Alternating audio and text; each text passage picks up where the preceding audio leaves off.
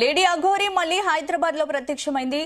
చిలుకూరు ప్రధాన అర్చకులు రంగరాజన్ పై దాడి నేపథ్యంలో ఆయనను పరామర్శించేందుకు చిలుకూరు బయలుదేరింది. 20 మంది రంగరాజన్ను బంధించి ఎలా దాడి చేస్తారంటూ అఘోరి ఆగ్రహం వ్యక్తం చేసింది. హిందువులు కొట్టుకుంటే ఇతరులకు అవకాశం కల్పించినట్లు అవుతుందన్నారు. ఇలాంటి దాడులు హిందూ సమాజానికి మంచిది కాదని చెప్పారు. ఏ ఉద్దేశంతో రంగరాజన్ పై దాడి చేశారో పోలీసులు వివరాలు బయటపెట్టాలని అఘోరి డిమాండ్ చేసింది.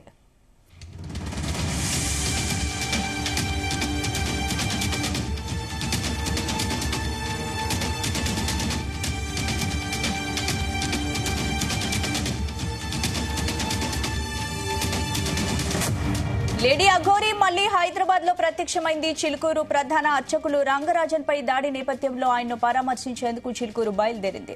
20 మంది రంగరాజన్ ను బంధించి ఎలా దాడి చేస్తారంటూ అఘోరి ఆగ్రహం వ్యక్తం చేసింది. హిందువులు కొట్టుకుంటే ఇతరులకు అవకాశం కల్పించినట్లు అవుతుందన్నారు. ఇక ఇందుకు సంబంధించి పూర్తి అప్డేట్స్ మా క్రైమ్ బ్యూరో చీఫ్ రవితేజ అందిస్తారు. రవితేజ, చాలా రోజుల తర్వాత లేడీ అఘోరి మళ్లీ హైదరాబాద్ లో అడుగు పెడతానంటూ ఈ అడుగు పెట్టినటువంటి వెంటనే నిన్న మొన్న ఏదైతే చిలుకూరు బాలాజీ టెంపుల్ ప్రధాన అర్చకులు రంగరాజన్ పై జరిగినటువంటి దాడి విషయంలో తను సీరియస్ గా ఈ విషయం పైన నేను స్టేట్మెంట్ ఇవ్వబోతా ఉన్నాను. ఇంత పెద్ద స్థాయిలో ఉండి ఇన్నేళ్ల పాటు చిలుకూరు బాలాజీ ఆలయానికి భక్తులకు సేవలు అందిస్తున్నటువంటి రంగరాజన్ కి భద్రత లేకుండా పోయింది. అతని ఇంట్లోకి నేరుగా చొరబడి 20 మంది వ్యక్తులు దాడి చేసి బంధించి అతనిపై తీవ్రంగా దాడి చేస్తూ ఆ వీడియోలను చిత్రీకరించి సోషల్ మీడియాలో వైరల్ చేయడంపై మాత్రం అఘోరి దీనిపైన ఘాటుగానే స్పందిస్తూ హైదరాబాద్ వచ్చి నేరుగా చిలుకూరు బాలాజీ టెంపుల్ కి వెళ్లి ముందుగా బాలాజీ దర్శనం చేసుకుని అనంతరం రంగరాజన్ తో కలిసి రంగరాజన్ కి జరిగినటువంటి దాడి ఘటన పూర్తి వివరాలు ఆరా తీస్తాను. ఈ సొసైటీలో ఒక మతం వారందరూ మతంతో యూనిటీ ఉండాలి తప్ప మనం కొట్టుకుంటే మూడో వ్యక్తికి అవకాశం దొరికినట్టు అవుతుంది. ఇలాంటి దాడులు హిందూ సమాజానికి మంచిది కాదు.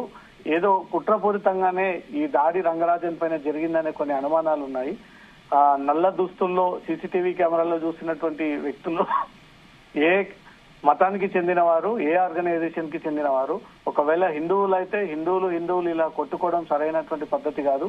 ఒకవేళ రంగరాజన్ ఏదైనా తప్పు చేసి ఉంటే, రంగరాజన్ పై మీకు ఏదైనా కోపం ఉంటే అతనికి ఫోన్ ద్వారానో లేదా కంప్లైంట్ ద్వారానో ఈ విషయాన్ని పోలీసులకు తెలియజేయాలి తప్ప మీరు నేరుగా వెళ్లి టెంపుల్ ప్రెమిసెస్ లో ఉన్నటువంటి రంగరాజన్ ఇంట్లోకి దూరి అతన్ని బెదిరించి కూర్చోబెట్టి బంధించి ఇమీడియట్ గా ఆర్గనైజేషన్ లో జాయిన్ అవ్వాలి, ఆ బాధ్యతల నుంచి తప్పించుకోవాలంటూ కూడా మీరు ఏ రకంగా ఈ డిమాండ్ ని అతని ముందు పెడతారు? అసలు మీరెవరు? ఆలయ అర్చకులు విషయంలో మేం బాధ్యతలు తీసుకుంటాము, ఆర్గనైజేషన్ లో జాయిన్ అవ్వాలని ఒత్తిడి తీసుకొస్తా ఉన్నారు. ఎప్పుడు మీ ఆర్గనైజేషన్ ఏర్పాటు చేశారు? మీరు ఏ ఉద్దేశంతో రంగరాజన్ ఇంటికి వెళ్లి దాడి చేయాల్సి వచ్చిందంటూ కూడా ఏదైతే రామరాజ్యం పేరుతో ఒక ఆర్గనైజేషన్ స్థాపించి నిన్న 20 మంది వరకు రంగరాజన్ ఇంట్లోకి వెళ్లి దాడికి పాల్పడ్డారో వాళ్ళని సూటిగా అఘోరి ప్రశ్నిస్తూ మీ సంకల్పం ఏంటి, మీ ఆచారాలు ఏంటి, మీ పద్ధతులు ఏంటి? ఒక హిందూ సామ్రాజ్యం అంటున్నారు, రామరాజ్యం అంటున్నారు. రామరాజ్యంలో హిందువుల పైన దాడి చేయమని ఎక్కడైనా రాసుందా? ఎందుకు ఇలా వ్యవహరిస్తా ఉన్నారు? హిందువులే కొట్టుకోవడం వల్ల దేశంలో మూడో వ్యక్తులకు అవకాశం ఇచ్చినట్టు అవుతుంది.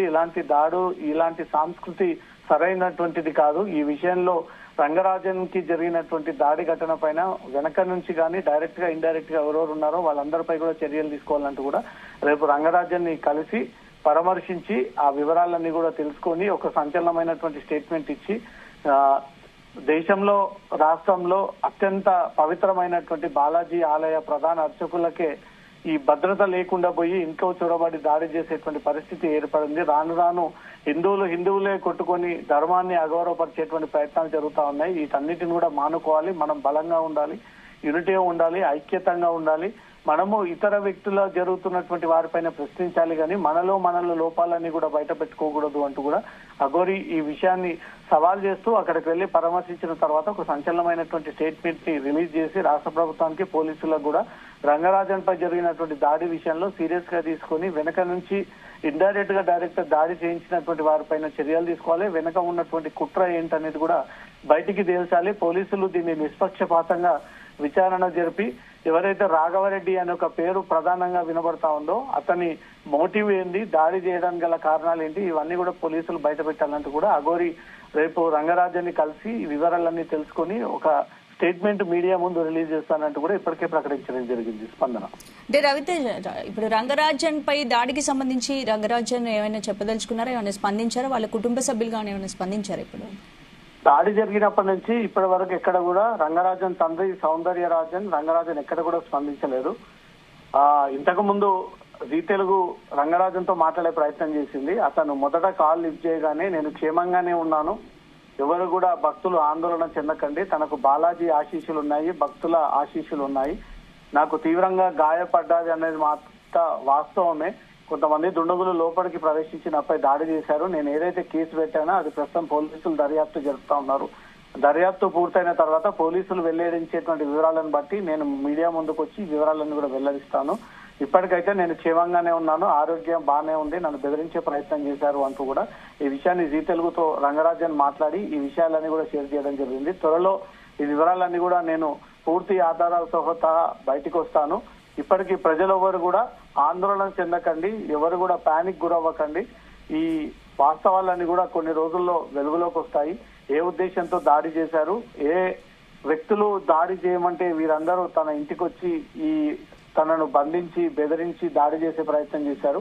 ఇవన్నీ తొందరలో బయటకు వస్తాయంటూ కూడా రంగరాజన్ ఇంతకు ముందే జీ తెలుగుతో ఈ విషయాలన్నీ కూడా షేర్ చేసి రాష్ట్ర ప్రజలందరూ కూడా ఆందోళనకు గురయ్యారు, అందరూ ఆరోగ్యం ఎలా ఉంది, ఏమైనా గాయాలై ఆసుపత్రిలో ఉన్నాడా అనే దానిపై కూడా కొన్ని క్వశ్చన్స్ రేజ్ అవుతా ఉన్నాయి. కాబట్టి వీటన్నిటికీ సమాధానం ఇవ్వడం కోసమే రంగరాజన్ ఈ విషయాలన్నీ షేర్ చేస్తూ ఆరోగ్యం సెట్ అయి ఉంది, ఆందోళన చెందకండి, నేను ఆరోగ్యంగానే ఉన్నాను, తనపై ఈ దాడి చేసినటువంటి వ్యక్తుల విషయంలో కఠిన చర్యలు తీసుకోవాలి, అది పోలీస్ శాఖ బాధ్యతలు నిర్వర్తిస్తా ఉంది, ఇప్పటికే ఒకరు అరెస్ట్ అయినట్టు కూడా సమాచారం అందుతుంది, ఈ వివరాలన్నీ కూడా పోలీసులు తెలియజేసిన తర్వాత అన్ని ఆధారాలతో నేను ముందుకొచ్చి ఈ విషయాలన్నీ కూడా ప్రజలందరికీ తెలిసే విధంగా ఒక మీడియా సమావేశాన్ని ఏర్పాటు చేస్తున్నట్టు కూడా రంగరాజన్ జీ తెలుగుతో. రవితేజ, ఇప్పుడు చాలా సంవత్సరాల నుంచి చిలుకూరు బాలాజీ టెంపుల్ కి రంగరాజన్ గారు సేవలు అందిస్తున్నారు, మరి అటువంటి రంగరాజన్ పై 20 మంది దాడి చేయడం ఎందుకు టార్గెట్ చేసి రంగరాజన్ పై దాడి చేశారు? వాళ్ళు ఫోటోలు వీడియోలు కూడా రిలీజ్ చేశారు, అంటే ఏంటి వాళ్ళ ఉద్దేశం ఏమై ఉంటుంది?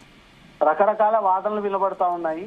రంగరాజన్ చిలుకూరు టెంపుల్ ప్రధాన అర్చకులుగా ఉండి ఒక మతానికి గౌరవంగా ఆ టెంపుల్ ఆ బాధ్యతలు నిర్వర్తిస్తున్నటువంటి టైంలో ఇంకో మతానికి చెందినటువంటి వారికి ఆర్థిక సహాయం అందజేస్తాను, వారికి కూడా నా సపోర్ట్ ఉంటుంది, ఇటీవలే టెంపుల్ పక్కన ఉన్నటువంటి ఒక మతానికి చెందినటువంటి ప్రార్థన మందిరాన్ని నిర్మించుకుంటానంటే కూడా రంగరాజన్ ఆ విషయంలో ఆబ్జెక్షన్ ఏర్పాటు చేయకుండా వాళ్ళను ప్రోత్సహించాడు అనేది ఒక వర్షన్ వెలుగులోకి వస్తా ఉంది.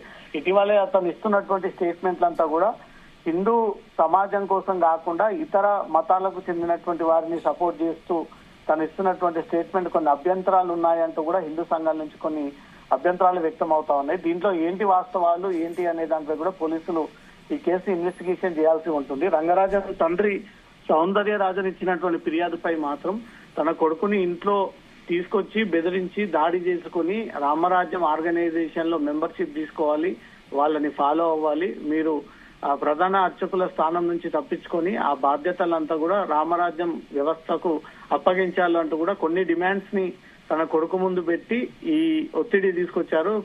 కొడుకు దాన్ని ఒప్పుకోకపోవడంతో అతనిపై దాడి చేశారంటూ కూడా సౌందర్యరాజన్ ఇచ్చినటువంటి ఫిర్యాదు పైన పోలీసులు కేసు నమోదు చేసుకొని ఒకరిని వీరా రాఘవరెడ్డి ఫౌండర్ ని అదుపులోకి తీసుకొని ఎవరైతే ఈ బ్లాక్ కలర్ దుస్తుల్లో 20 మంది రంగరాజన్ ఇంటికి వెళ్లి అతన్ని దౌర్జన్యం చేసి దాడి చేసి అతన్ని బెదిరించారు, ఆ కేసుకు సంబంధించి ఇంకా 19 మందిని పోలీసులు గుర్తించాల్సి ఉంది, వారు ఏ ప్రాంతాల్లో ఉన్నారు, ఎక్కడెక్కడ ఉన్నారు, వాళ్ళందరినీ కూడా ముందుగా అదుపులోకి తీసుకుని అరెస్ట్ చేసి వారందరి నుంచి కూడా కన్ఫెషన్ రిపోర్ట్ తీసుకొని వీరంతా కూడా కోర్టుకి ప్రొడ్యూస్ చేయనున్నారు. ఏ ఉద్దేశంతో రంగరాజన్ ఇంటికి వెళ్లి నిర్బంధించి దాడి చేసి బెదిరించి అతని దగ్గర నుంచి ఈ మెంబర్షిప్ తీసుకునేటువంటి ప్రయత్నాలు చేశారు, వీటి వెనుక ఉన్నటువంటి కారణాలు ఏంటనే దానిపై కూడా మొయినాబాద్ పోర్పాటు చేసుకుని ఈ కేసుని దర్యాప్తు సాగిస్తా ఉన్నారు. స్పందన.